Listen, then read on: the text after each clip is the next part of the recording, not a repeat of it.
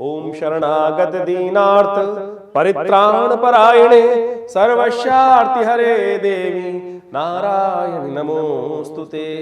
या देवी सर्वभूतेषु बुद्धिरूपेण संस्थिता नमस्तस्यै नमस्तस्यै नमस्तस्यै नमो नमः। नमस्कार, स्वागत है आपका हमारे इस खास कार्यक्रम आचार्य वाणी में। ये कार्यक्रम आपका अपना कार्यक्रम है और हम इस कार्यक्रम के माध्यम से समय समय पर आपको अपने इस चैनल के माध्यम से बहुत सारी ग्रहों की गणनाओं के बारे में बताते रहते हैं और ग्रह गणना के अनुसार से देश काल परिस्थिति को समझते हुए यदि आप उसका लाभ लें तो अवश्य आपके जीवन में शुभ परिवर्तन होगा। परिवर्तन तो ग्रहों के अनुसार से हो ही रहा है, लेकिन यदि कई परिवर्तन भारी है तो उसको शुभ करने के लिए क्या किया जाए वो सही समय से पहले पता चल जाए ना तो सही उपाय हो जाते हैं। तो यही ज्योतिष का फायदा है। ज्योतिष को भारतीय संस्कृति में वेदों के अंदर नेत्र की संज्ञा दी गई है और नेत्र के अनुसार से हमें समझना चाहिए कि ग्रहों के योगायोग हमारे लिए क्या कुछ करने के योग बना रहे हैं। तो सिंह राशि वालों, यदि आप अपने ग्रहों को समझें तो इस वक्त ग्रहों का परिवर्तन का योग बड़ा महत्वपूर्ण है और इस वक्त 2024 में ग्रह पूर्ण फल देने के लिए, भाग्य जगाने के लिए तैयार बैठे हैं आपके लिए। वैसे तो 23 में बहुत सारे लोगों ने इस बात को समझा होगा कि बृहस्पति तो परिवर्तित हो गए, 23 में ही आपके भाग्य में आ गए थे। हम बृहस्पति पे बोलने जा रहे हैं और बृहस्पति 23 में काम क्यों नहीं किए वो भी हमने आपको कई बार बताया है, क्योंकि राहु के साथ थे। अब राहु बदलकर आपके बिल्कुल निवृत्ति के रास्ते पे आ गए हैं। चिंता ना करें, बहुत सुंदर तरीके से 2024 आपके लिए महत्वपूर्ण भाग्य जगाने के सौदे लेकर आया है बिल्कुल। लेकिन जिद, अड़ियलपना, शनि महाराज बिल्कुल सामने बैठे हैं आपके, बस उनसे आपको बच के रहना है। और शनि की दृष्टि जब होती है ना, वो कष्ट देने की बात है। हमने एक वीडियो बनाया था अलग से कि शनि की दृष्टि से बच के रहिएगा। आप पर ही शनि की दृष्टि पड़ रही है सिंह राशि वालों, और पूरे वर्ष लगातार रहनी है। तो उसके लिए अनेक उपाय भी हैं, वो करते रहेंगे तो बिल्कुल छाता हमने आपको दिया था उस एपिसोड के अंदर जो हमने बताया था। आज हम आपको बताने जा रहे हैं कि जनवरी के अंतिम भाग में ये ग्रह आपके साथ क्या कुछ करने वाले हैं सिंह राशि वालों। देखिए सिंह राशि वालों, आपकी राशि के स्वामी सूर्य हैं और सूर्य अभी परिवर्तन की तरफ गए और सूर्य परिवर्तित होकर आपके छठे भाव में आ गए हैं।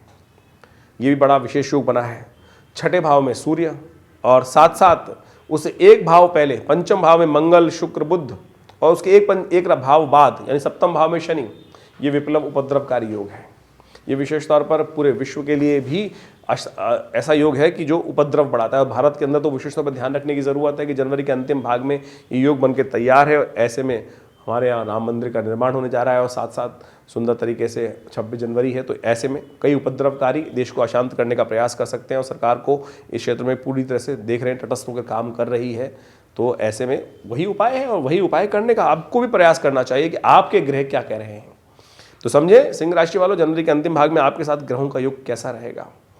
तो देखिए सिंह राशि वालों, आपकी राशि के अनुसार से बात कर लेते हैं। सबसे पहले 21 जनवरी की। 21 जनवरी को ग्रह गणना दिखाती है एकादशी की तिथि है, रविवार का अवसर, वृषभ में चल रहे हैं चंद्रमा जो आपके बड़े अनुकूल हैं, लाभ की स्थिति प्रशस्त करते दिखाई दे रहे हैं। पुत्रदा एकादशी का योग है। भगवान विष्णु का संपूर्ण रूप से पूजन करें, उनके निमित्त शालिग्राम जी का पूजन करें, चरणामृत ग्रहण करें, उनको गंगा जल से स्नान कराएं, फिर वो चरणामृत ग्रहण करके उससे समस्त प्रकार के एक मंत्र आता है भारतीय संस्कृति में जो पूजन के अंदर कहा यूज़ किया जाता है, अकाल मृत्युहरणम सर्वव्याधि विनाशनम विष्णु पादोत्कम पित्वा पुनर्जन्म न विद्यते। तो इससे सुंदर प्रसाद कुछ हो ही नहीं सकता है। तो समस्त कष्टों को दूर करने के लिए ग्रह तो आपके अनुकूल हैं, बिल्कुल चिंता ना करें। आपके लिए सुंदर ग्रह योग बना रहे हैं, लाभ के योग बना रहे हैं, सम्मान बढ़ाने के योग बना रहे हैं। आपके कार्य किए हुए कार्यों को कोई आपको कष्ट देने के योग नहीं बना सकते, लेकिन सेहत का ध्यान रखने की ज़रूरत है सिंह राशि वालों। ग्रहों का योग दिखाता है कि आपको मस्कुलर प्रॉब्लम इन दिनों परेशान कर सकती है, टांगों में दर्द, वीकनेस की शिकायत परेशान कर सकती है। तो इस समय ध्यान रखिए, थोड़ा सा वायु को कंट्रोल करने का आपको प्रयास करना चाहिए। ऐसे में ये अकाल मृत्यु वाला उपाय जो बताया ना, भगवान विष्णु का चरणामृत इस दिन पूजन करके उपवास रखते हुए ये ग्रहण करना आपके समस्त प्रकार से कष्टों को दूर करने वाला रहेगा। एक बात का और ध्यान रखिएगा, भद्रा है इस दिन, नए कार्यों को आरंभ करने से बचना चाहिए जो सुबह 7:26 से लेकर शाम को करीब 7:27 तक रहेगी। तो पूरा दिन ही खा रही है भद्रा। तो ऐसे में भद्रा को शांत के बिना नए कार्यों का आरंभ नहीं करना चाहिए, फिर कष्ट होता है, विघ्न उपस्थित होते हैं। 22 जनवरी का दिन अद्भुत है, कल्याणकारी योग है। भगवान का दर्शन कर कर सब प्रकार से कल्याण कष्ट को दूर किया जा सकता है। भारतीय संस्कृति के गौरव का दिन है और ये सब आपको पता ही है। तो ग्रह गणना जो दिखा रही है वो भी आप समझ लें। तो आपके लिए ग्रह गणना परिवर्तन का योग बनाएगी, लाभ के योग शाम तक प्रशस्त होंगे। जो मेहनत आप करेंगे उसमें पॉजिटिव रिजल्ट आने के योग बनेंगे अवश्य। ये ग्रह बिल्कुल निश्चित कर रहा है आपको। तो ऐसे में ध्यान रखते हुए कार्य करें, सुंदर तरीके से आगे बढ़ने का प्रयास करें। सर्वात सिद्ध योग भी विद्यमान है जो आपके लिए बड़ा अनुकूल रहेगा। नए कार्यों को आरंभ करने के लिए दिन अच्छा रहेगा। सुबह सुबह भगवान शिव का पूजन करके दिन का आरंभ करना आपके लिए कल्याणकारी रहेगा। 23 जनवरी को बड़ा सुंदर अवसर है। ग्रहों का योग आपके लिए लाभ के योग प्रशस्त करेगा, सम्मान का योग प्रशस्त करेगा, और ऐसे में भौम प्रदोष का योग भी बन गया है, रवि योग भी बन गया है, भौम प्रदोष का योग। और सुंदर योग ये बना है कि इस वर्ष दूसरा बार योग बन गया, यानी पहले महीने में जनवरी में है हम, और जनवरी में 2 बार भौम प्रदोष योग बना है। भौम प्रदोष योग होता है कि यदि मंगलवार और त्रयोदशी शाम को आ जाए, मंगलवार और त्रयोदशी बन जाती तो भौम प्रदोष। इससे पहले भी 15 दिन पहले बना था ये योग, और अब भी बनाया, और हमने इसके लाभ के लिए पुनः विवेकानंद योग आश्रम में सुंदरकांड का सुंदर पाठ रखा है। आप भी इसमें सम्मिलित हो सकते हैं। कहा जाता है कि इस सुंदर योग में या तो शिव की उपासना कर लें, या विशेष तौर पर सुंदरकांड का पाठ कर लें, या केवल समय नहीं है तो केवल विष्णु शरणागति का पाठ भी कर सकते हैं। कहा जाता है कि समस्त प्रकार के ऋणों को मुक्ति करने के लिए, कष्टों को दूर करने के लिए, क्लेशों को दूर करने के लिए, शांत करने के लिए, जीवन को शांत करने के लिए सुंदर तरीके से ये उपाय बड़ा कल्याणकारी है। इसका सानिध्य अवश्य लेना चाहिए। हमने विवेकानंद योगाश्रम में सुंदर कार्यक्रम रखा है, आप भी इसमें सम्मिलित होकर लाभ लें, ईश्वर का ध्यान करें, पूजन करें। और यदि आप स्वयं भाग लेना चाहते हैं तो इसके लिए संपूर्ण फ़ोन नंबर्स आपके पास अवेलेबल हैं, उन पर बात करके अपने आरक्षण स्थान को आरक्षित कर सकते हैं। 24 तारीख की यदि हम बात करें, जनवरी विशेष तौर पर चतुर्दशी का योग है, बुधवार का है। ग्रह आपके बहुत अनुकूल चल रहे हैं, लेकिन स्वास्थ्य का ध्यान रखने की ज़रूरत है। ध्यान पुनः आपको अवगत करा रहा हूँ कि स्वास्थ्य का ध्यान रखते हुए भाग्य साथ देने को तैयार है, लेकिन थोड़ा सा स्वास्थ्य का ध्यान रखने की ज़रूरत है।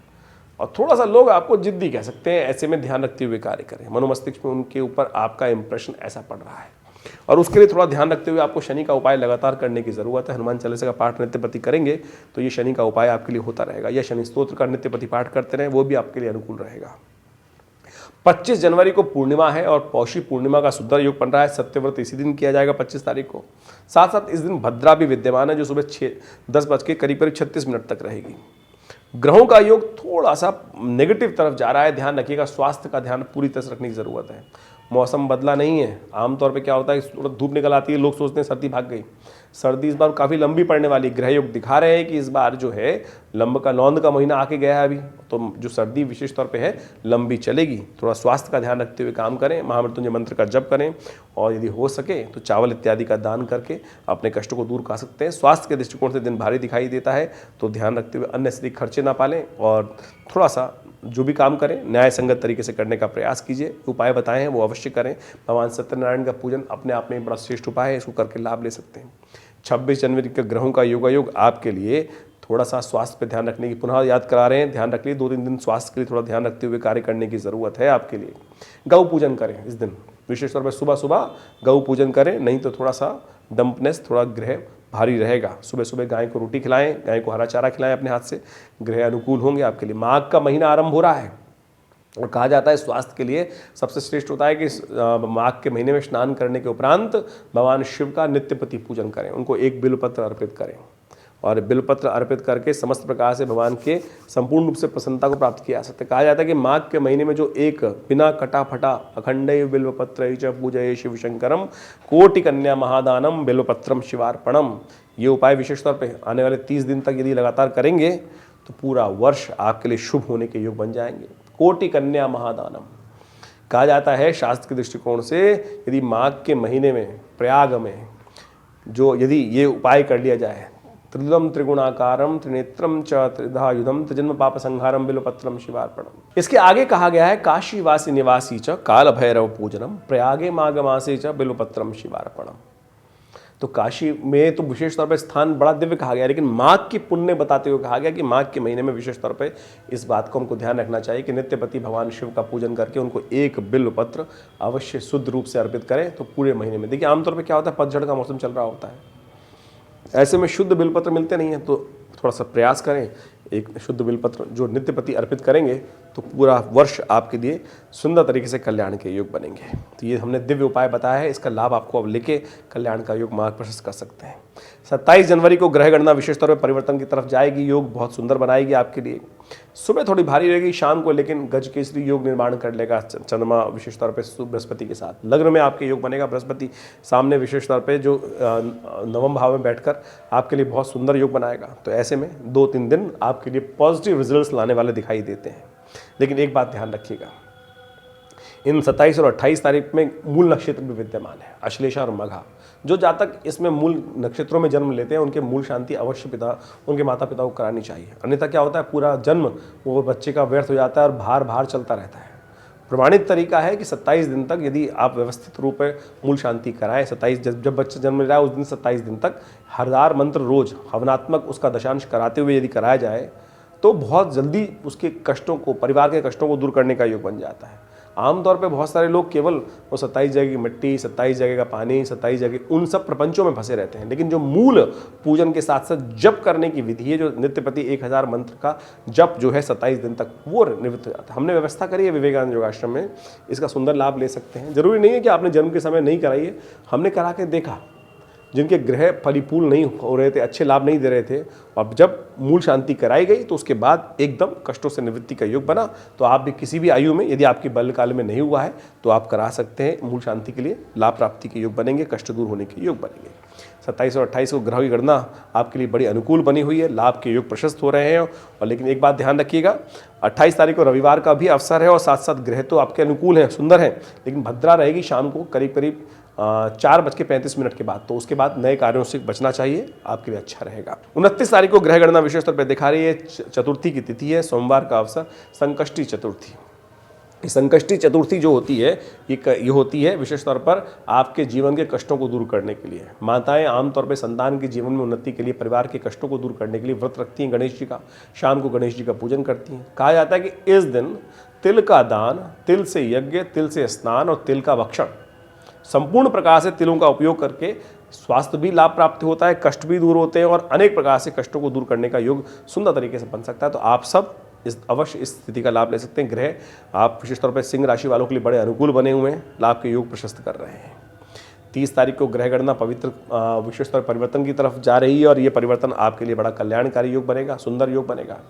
माँ भगवती दुर्गा के आशीर्वाद से बहुत सारे कार्य पूर्ण करने के योग आपके लिए रहेंगे, धनागमन की सुंदर सूचना रहेगी, लेकिन थोड़े खर्चे बढ़ने के योग भी साथ साथ बन रहे हैं। तो 30 और 31 तारीख को विशेष तौर पर सिंह राशि वालों को ध्यान रखना चाहिए। माँ दुर्गा की उपासना, अपनी माता जी की उपासना पूजन करके उनका आशीर्वाद लेकर यदि काम करेंगे तो सुंदर लाभ के योग बनेंगे, सुंदर ग्रह योग आपके लिए लाभ के मार्ग प्रशस्त कर रहे हैं। इसके अलावा हम समय समय पर बहुत सारे काल गणना को देखते हुए, मुहूर्तों को देखते हुए बहुत सारे आश्रम पे समय पर यज्ञ इत्यादि बहुत सारे कथाओं का कार्यक्रम, बहुत सारी चीज़ों का कार्यक्रम करते रहते हैं। हमारा आश्रम करीब 50 साल 60 सालों से भारतीय संस्कृति का शोध कार्य किया जाता है। आचार्य श्री कृष्ण देव जी के महाराज के सानिध्य में ये सुंदर आश्रम की व्यवस्था की गई। आप सब भी इस आश्रम के साथ जुड़ सकते हैं और बहुत सारी सुविधाएं ले सकते हैं। हमारे यहाँ नित्य 8 घंटे यज्ञ होता है।